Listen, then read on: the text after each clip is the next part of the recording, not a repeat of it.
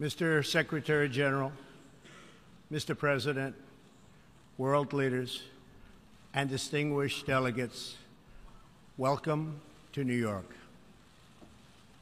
It is a profound honor to stand here in my home city as a representative of the American people to address the people of the world.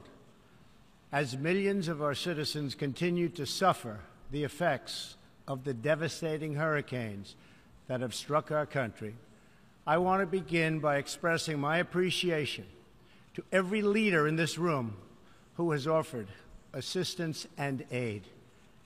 The American people are strong and resilient, and they will emerge from these hardships more determined than ever before. Fortunately, the United States has done very well since Election Day last November 8th. The stock market is at an all-time high, a record. Unemployment is at its lowest level in 16 years, and because of our regulatory and other reforms, we have more people working in the United States today than ever before. Companies are moving back, creating job growth the likes of which our country has not seen in a very long time.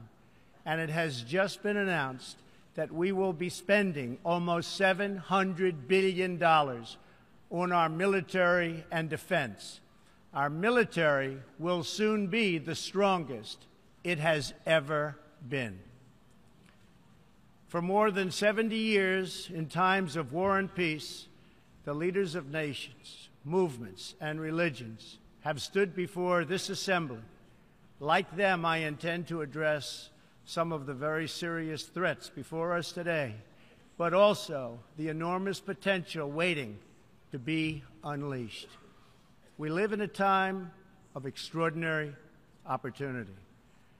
Breakthroughs in science, technology, and medicine are curing illnesses and solving problems that prior generations thought impossible to solve.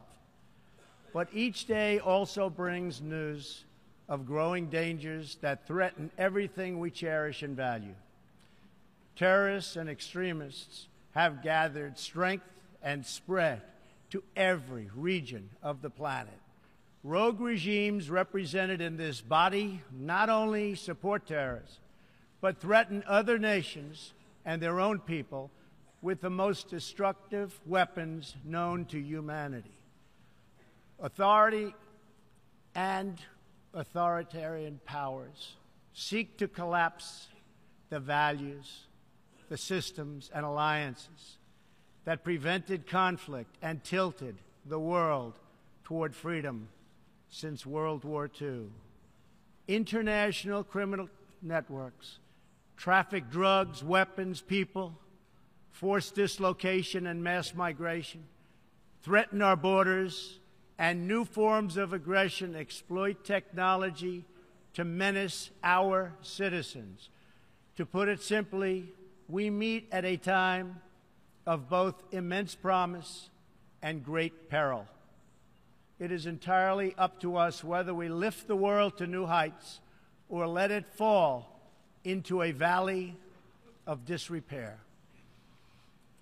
We have it in our power, should we so choose, to lift millions from poverty, to help our citizens realize their dreams, and to ensure that new generations of children are raised free from violence, hatred, and fear.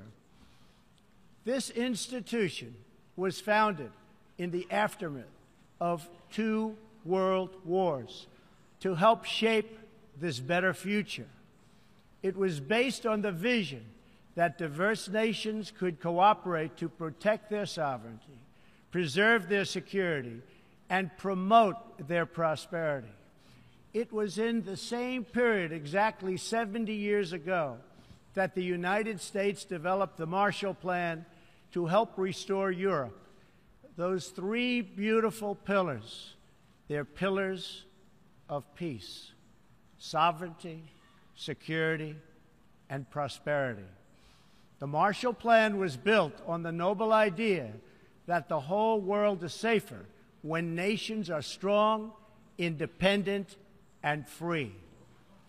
As President Truman said in his message to Congress at that time, our support of European recovery is in full accord with our support of the United Nations.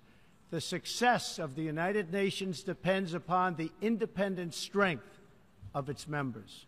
To overcome the perils of the present and to achieve the promise of the future, we must begin with the wisdom of the past. Our success depends on a coalition of strong and independent nations that embrace their sovereignty to promote security, prosperity, and peace for themselves and for the world.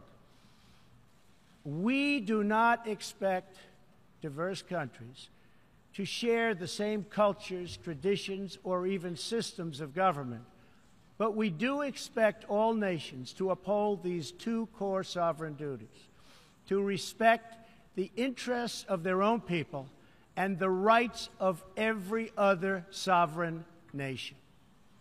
This is the beautiful vision of this institution, and this is the foundation for cooperation and success. Strong sovereign nations let diverse countries with different values, different cultures, and different dreams not just coexist, but work side by side on the basis of mutual respect. Strong sovereign nations let their people take ownership of the future and control their own destiny.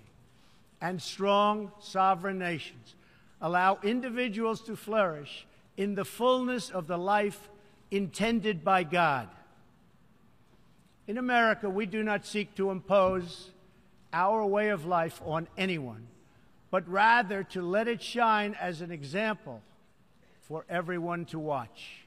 This week gives our country a special reason to take pride in that example.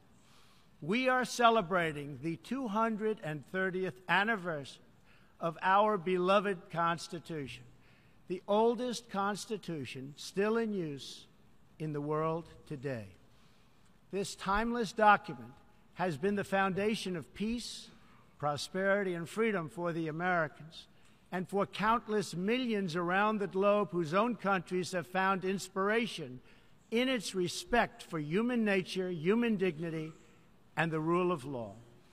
The greatest in the United States Constitution is its first three beautiful words. They are, "We the people." Generations of Americans have sacrificed to maintain the promise of those words, the promise of our country and of our great history. In America, the people govern, the people rule, and the people are sovereign. I was elected not to take power, but to give power to the American people where it belongs. In foreign affairs, we are renewing this founding principle of sovereignty. Our government's first duty is to its people, to our citizens, to serve their needs, to ensure their safety, to preserve their rights, and to defend their values.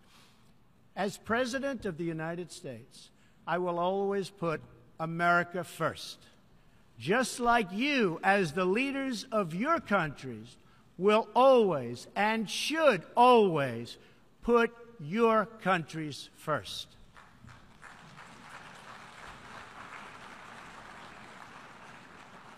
All responsible leaders have an obligation to serve their own citizens, and the nation-state remains the best vehicle for elevating the human condition.